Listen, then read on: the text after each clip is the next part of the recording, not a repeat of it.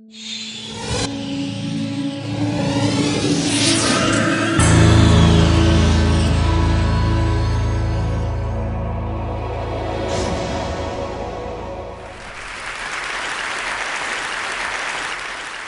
need to make a confession at the outset here. A little over 20 years ago, I did something that I regret, something that I'm not particularly proud of, something that in many ways I wish no one would ever know, but that here I feel kind of obliged to reveal. In the late 1980s, in a moment of youthful indiscretion, I went to law school. Now,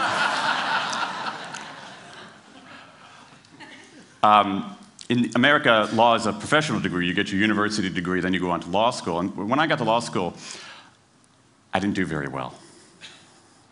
To put it mildly, I didn't do very well. I, in fact, graduated in the part of my law school class that made the top 90% possible. Thank you. I never practiced law a day in my life. I pretty much wasn't allowed to. But today, against my better judgment, against the advice of my own wife, I want to try to dust off some of those legal skills, what's left of those legal skills. I don't want to tell you a story. I want to make a case. I want to make a hard-headed, evidence-based, dare I say lawyerly case for rethinking how we run our businesses. So, ladies and gentlemen of the jury, take a look at this. This is called the candle problem. Some of you might have seen this before. It was created in 1945 by a psychologist named Carl Duncker.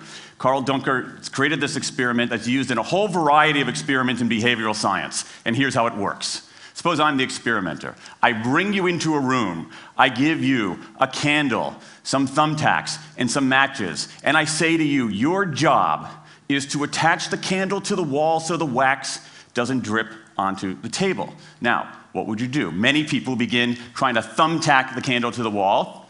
Doesn't work.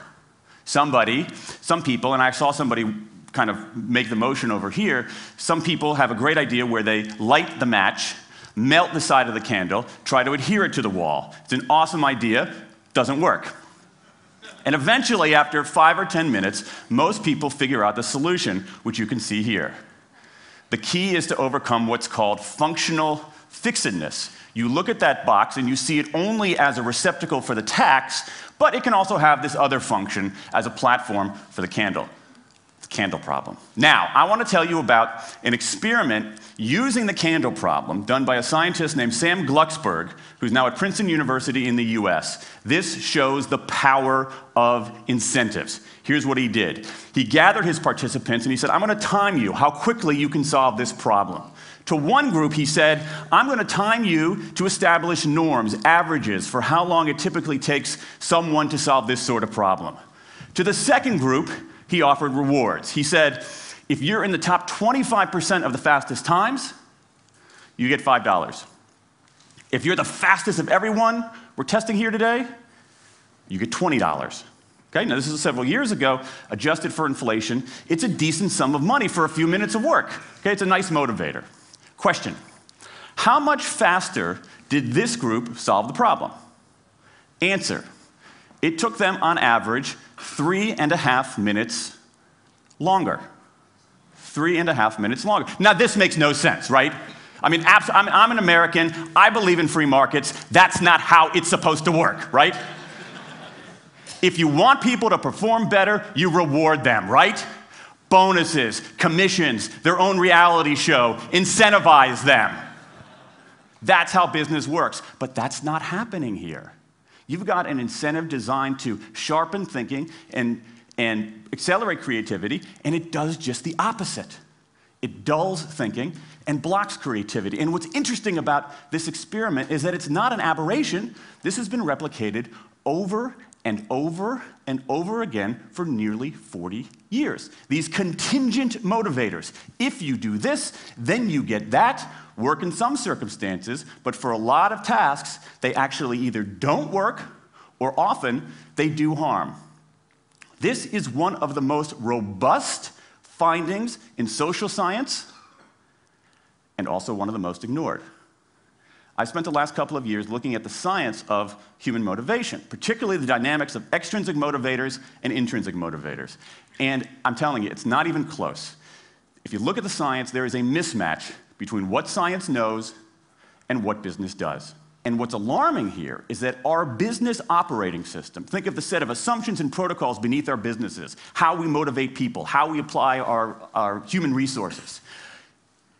It's built entirely around these extrinsic motivators, around carrots and sticks. That's actually fine for many kinds of 20th century tasks. But for 21st century tasks, that mechanistic reward and punishment approach doesn't work, often doesn't work, and often does harm. Let me show you what I mean. So Glucksberg did another experiment similar to this, where he presented the problem in a slightly different way, like this up here. Okay? Attach the candle to the wall so the wax doesn't drip onto the table. Same deal. You were timing for norms. You were incentivizing. What happened this time? This time, the incentivized group kicked the other group's butt. Why? Because when the tacks are out of the box, it's pretty easy, isn't it? If-then rewards work really well for those sorts of tasks, where there's a simple set of rules and a clear destination to go to. Rewards, by their very nature, narrow our focus, concentrate the mind. That's why they work in so many cases. And so for tasks like this, a narrowed focus where you just see the goal right there, zoom straight ahead to it, they work really well. But for the real candle problem, you don't want to be looking like this. The solution's not over here. The solution's on the periphery. You want to be looking around. That reward actually narrows our focus and restricts our possibility. Let me tell you why this is so important. In Western Europe, in many parts of Asia, in North America, in Australia, white-collar workers are doing less of this kind of work and more of this kind of work. That routine, rule-based, left-brain work, certain kinds of accounting, certain kinds of financial analysis, certain kinds of computer programming, has become fairly easy to outsource, fairly easy to automate. Software can do it faster. Low-cost providers around the world can do it cheaper. So what really matters are the more right-brain, creative, conceptual kinds of abilities. Think about your own work. Think about your own work. Are the problems that you face, or even the problems we've been talking about here, are those kinds of problems that they have a clear set of rules and a single solution? No. The rules are mystifying. The solution, if it exists at all, is surprising and non-obvious. Everybody in this room is dealing with their own version of the candle problem. And for candle problems of any kind, in any field, those if-then rewards, the things around which we've built so many of our businesses, don't work. Now, I mean, it makes me crazy. And this is not, here's the thing, this is not a feeling, okay? I'm a lawyer, I don't believe in feelings.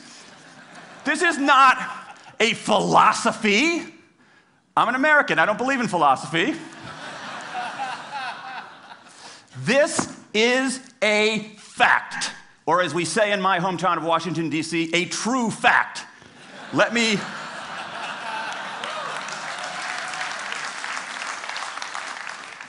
me give you an example of what I mean. Let me marshal the evidence here, because I'm not telling you a story, I'm making a case, ladies and gentlemen of the jury. Some evidence. Dan Ariely, one of the great economists of our time, he and 3 colleagues did a study of some MIT students. They gave these MIT students a bunch of games that involved creativity and motor skills and concentration. And they offered them for performance 3 levels of rewards.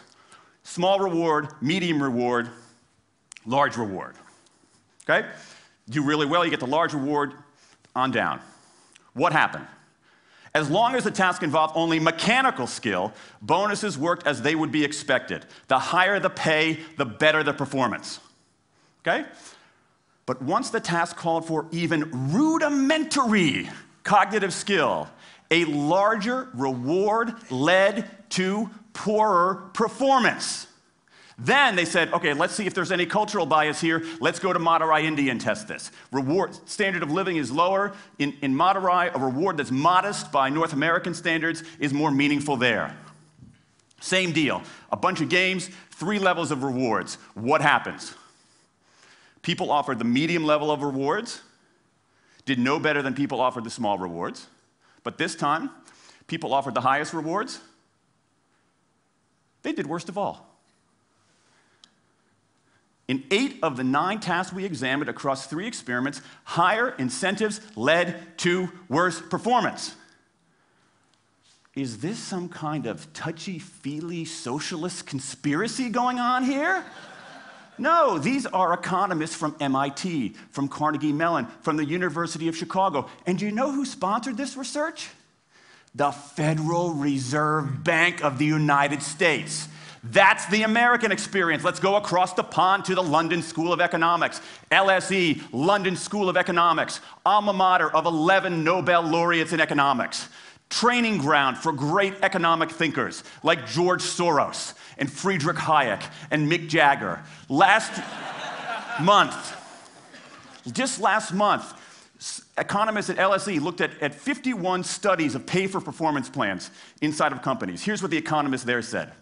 We find that financial incentives can result in a negative impact on overall performance.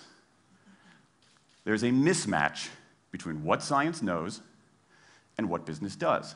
And what worries me as we stand here in the rubble of the economic collapse is that too many organizations are making their decisions, their policies about talent and people, based on assumptions that are outdated, unexamined, and rooted more in folklore than in science. And if we really want to get out of this economic mess, and if we really want high performance on those definitional tasks of the 21st century, the solution is not to do more of the wrong things, to entice people with a sweeter carrot or threaten them with a sharper stick. We need a whole new approach.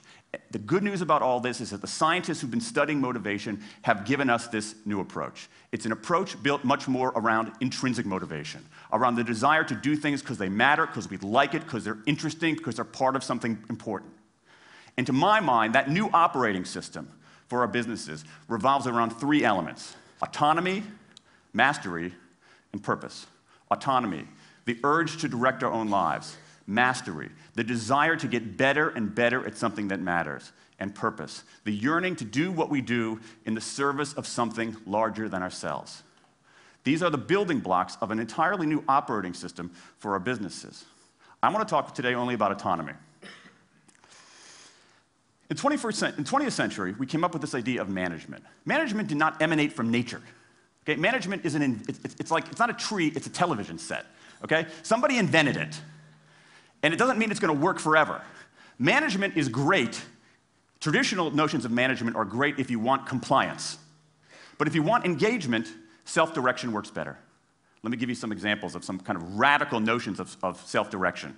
And what this means, you don't see a lot of it, but you see the first stirrings of something really interesting going on. Because what it means is, it means paying people adequately and fairly, absolutely. Getting the issue of money off the table, and then giving people lots of autonomy. Let me give you some examples. How many of you have heard of the company Atlassian? Okay, looks like less than half. Atlassian is an Australian software company, and they do something incredibly cool. A few times a year, they tell their engineers, go for the next 24 hours and work on anything you want. As long as it's not part of your regular job. Work on anything you want. So the engineers use this time to come up with a cool patch of code, to come up with an elegant hack. Then they present all of these stuff that they've developed to their teammates, to the rest of the company, in this wild and woolly all-hands meeting at the end of the day. And then, being Australians, everybody has a beer. They call them FedEx days. Why? Because you have to deliver something overnight. It's not bad. It's a huge trademark violation, but it's pretty clever.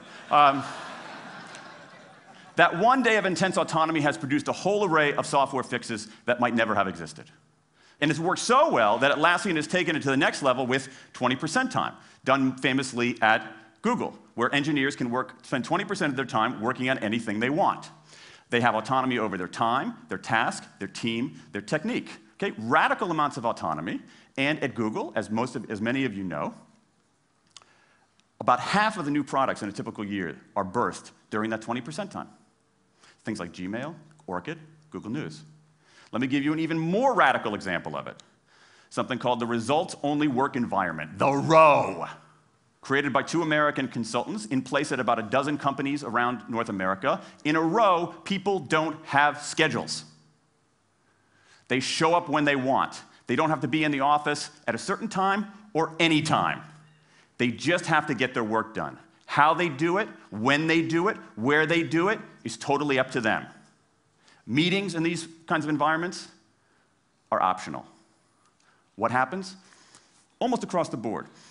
Productivity goes up, worker engagement goes up, worker satisfaction goes up, turnover goes down. Autonomy, mastery, and purpose. These are the building blocks of a new way of doing things. Now, some of you might look at this and say, that sounds nice, but it's utopian.